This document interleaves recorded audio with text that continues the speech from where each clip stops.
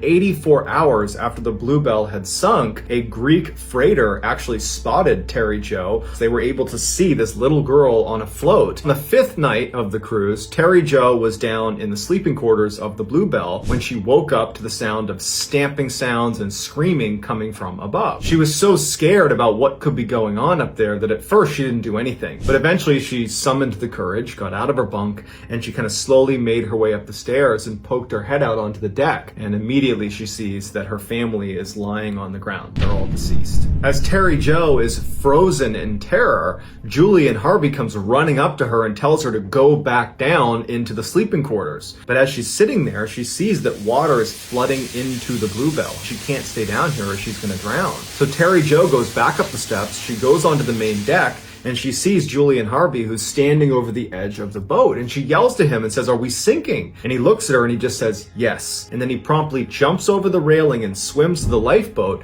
that had detached from the Bluebell and was drifting away. He climbs onto it and takes off, abandoning her on this sinking ship. Unbeknownst to Terry Jo was the reason the Bluebell was sinking in the first place was because of Julian Harvey. When he was hired to be the captain of the ship, he used this as an opportunity to bring his new wife out with him and then kill her and collect on her insurance policy. Because in her life insurance policy, there was a clause where he would get double the amount of money if she died in the case of a freak accident. But it's speculated that while he was attacking her, one of the Duperalts had seen him doing it, and so in order to cover his tracks, he had turned on the Duperalt family. And so while it's not entirely clear why he didn't just finish the job with Terry Jo, it seems like when he jumped over the railing and took off with the lifeboat, he must have assumed that Terry Jo was going to sink with the rest of the family, and then there would be no more evidence, no more witnesses. So 11-year-old Terry Jo, as she's standing on this sinking ship,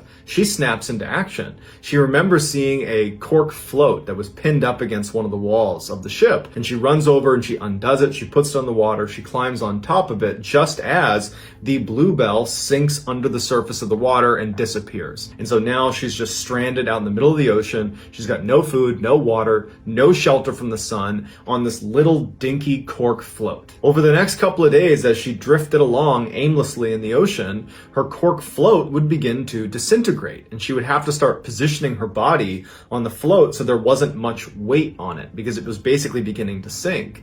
And the only position she could find that worked was by dangling her feet in the water. So she's half on this cork float, half of her body is in the water. And so what began happening is parrotfish began swimming up and biting her toes, her feet, and her legs, but she couldn't do anything about it. She couldn't put her legs on the corkboard or it would sink. 84 hours after the Bluebell had sunk, a Greek freighter actually spotted Terry Jo. Amidst all the whitecaps, they were able to see this little girl on a float, and they drove over, and there she was. And initially, when they went down to try to get her, there was so many sharks swimming around her that they had to be very careful that they didn't accidentally knock her into the water where she might be eaten by sharks. But eventually they were able to get Terry Jo into their basket and pulled her up onto the ship, and she would make a full recovery. As for Julian Harvey, he had made it back to shore and had told authorities that the Bluebell had caught on fire and that everyone had drowned except for him. You know, he had done his best to save them, but he was the only one who could get out. And as luck would have it, he was literally in a police station giving information about what happened